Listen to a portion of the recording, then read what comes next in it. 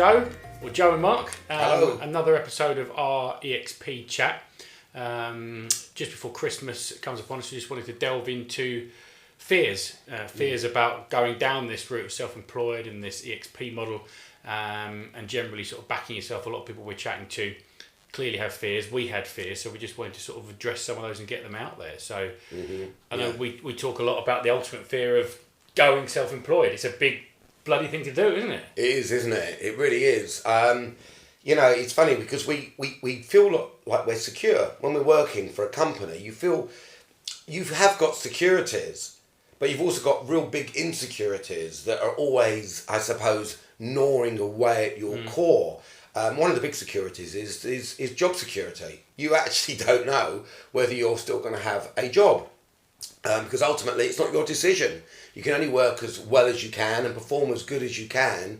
You presume that your results are good enough and keep you nice and secure and everything, but really you don't really know what's going on behind the scenes with the company itself. And I always found that when I went self-employed, the biggest fear was I would never fire myself or let myself go. That was the biggest security that I could give myself. And I knew what was going to happen. I knew what was happening. I would know if things weren't going well. I would be able to do something about it. And to me, the biggest security about being self-employed is that you know everything. It's not just about being your own boss. You have full control. It is control. I mean, I felt secure in my early years in the industry, but weirdly towards the end, when I was more experienced, better at my job, felt that I was more valuable, I felt less secure.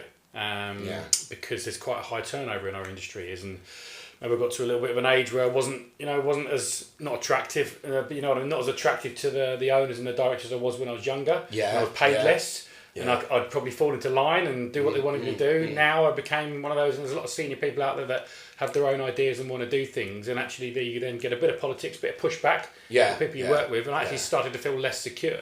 And that's why I started to seek a new route out. And apart from the worries now of everyone still worries about money, putting bread on the table, but I feel a hell of a lot more secure now in myself and with my family and life. Completely. I mean, I used to go to work and actually worry that I've never been the fastest at answering the phone.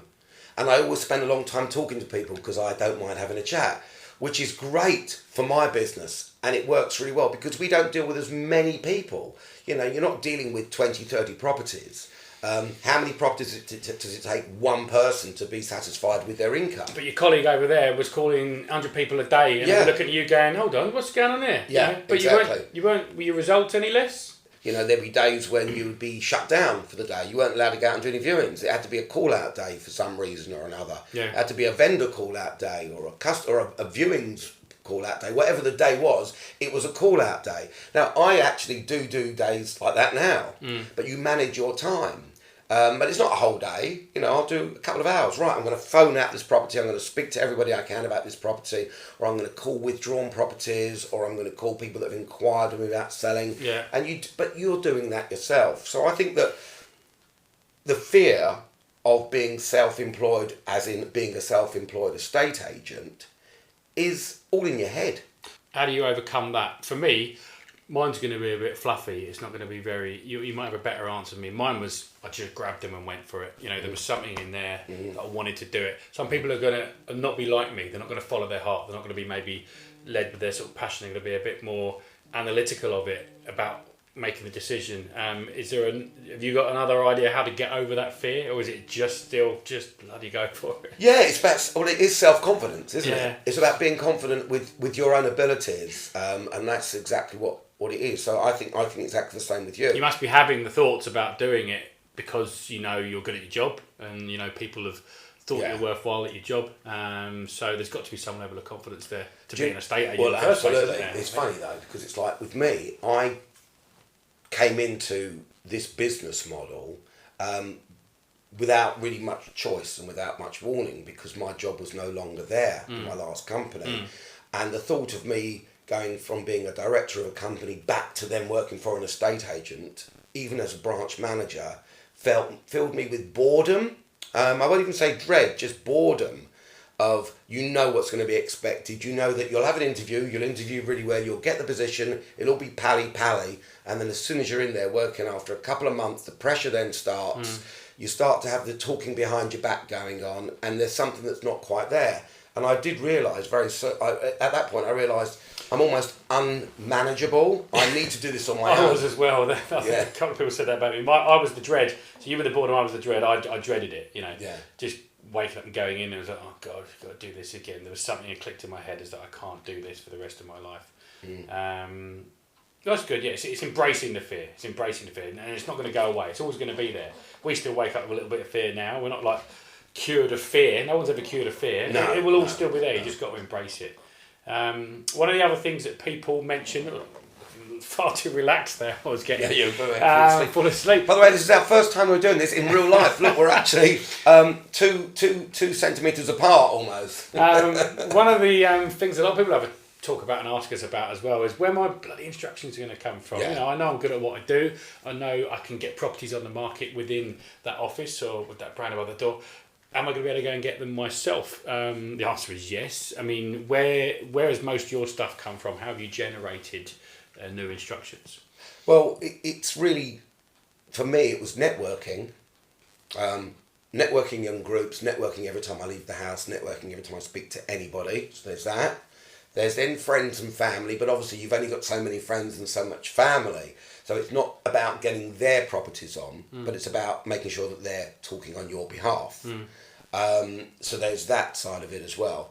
A lot of my stuff came on from good old-fashioned estate agency, actually doing viewings. Yep. You know what?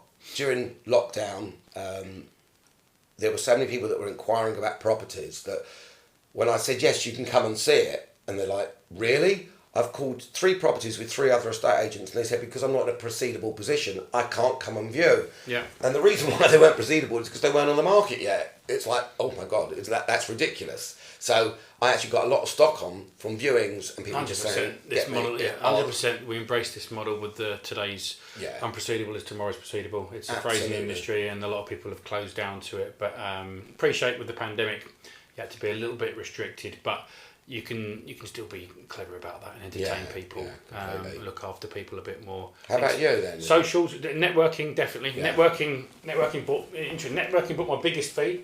I touched on it last time. Someone in my networking group recommended me. Socials bought most of my instructions. Social media, massive advocate on Facebook. People see me a lot as probably that annoying bloke that's walking down the street chatting about something again today and something like that. But I now see it as part of my life, not my job. I wake up in the morning and think, I've got to go and do a video today. I've got to go and do this. I actually love doing it and enjoy doing it. Yeah, and then that brings me engagement, brings me recommendations. And are you getting instructions? Are you getting recommendations before you've even sold the property? Yeah. Yeah, me too. Yeah. And that's the thing as well. You might just put it on the back of a viewing or a conversation where they should really use him. You've not even done anything yet. You've just been yourself and... Okay, the reason why we're putting this out here is because it can be done. Anyone, you want to go onto my website now, I've got 17 instructions. It's always roughly bobbing along. He's got more than me.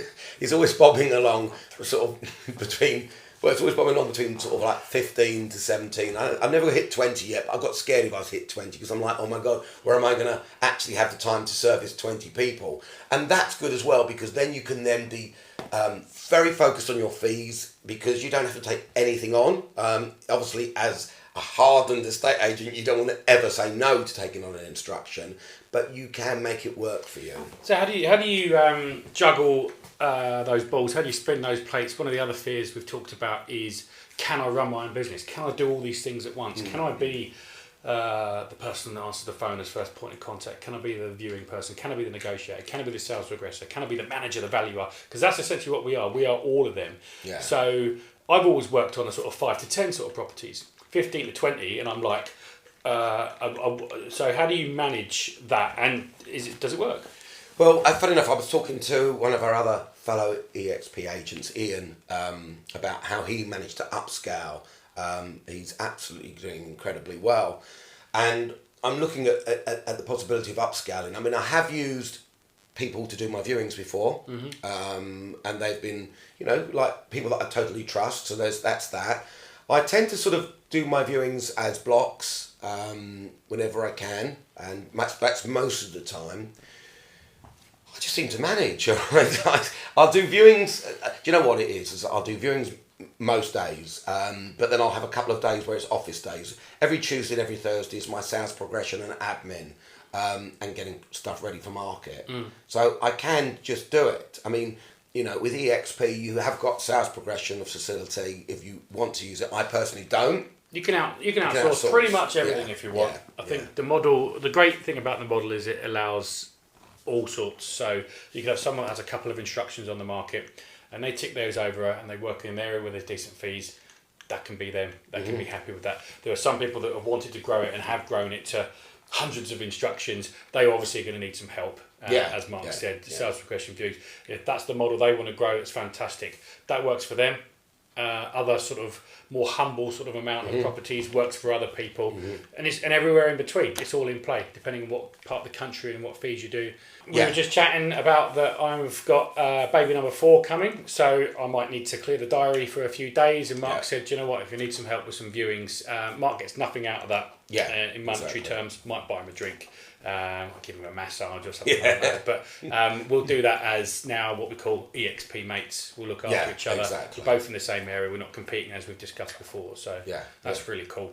So so this is our first proper chat on a real life sofa, rather than doing it through a split screen Zoom. And as you probably already aware, Joe and I are in the same band. There's my bass behind me over here. So got our first gig coming up on the 28th of January. If anyone fancies coming to see us, Valerian Rugby Club. But yeah, I think I just want to put from my heart to you guys out there. Just look at it like this: we've got Christmas now coming up. This is the last chat we're going to have until the new year. I think you're all going to be off over Christmas. Whatever time you've got off, it gives you time to reflect on where you are now, number one. Number two is where you actually see the industry heading. So forget about your personal goals. Where do you see your estate agency moving to in 2022? Because I personally feel that we are at the beginning. We're probably about run 5 of the ladder of about 20 steps. And we are getting up there pretty quick now, gaining real momentum. Into this business model. This is the way forward for a estate agency. And if you want to get in contact with us into the new year or over Christmas, just give either one of us a call. Yep, fantastic. Have a good Christmas, everyone. Yeah, take care, everyone. Cheers. Bye-bye. Bye.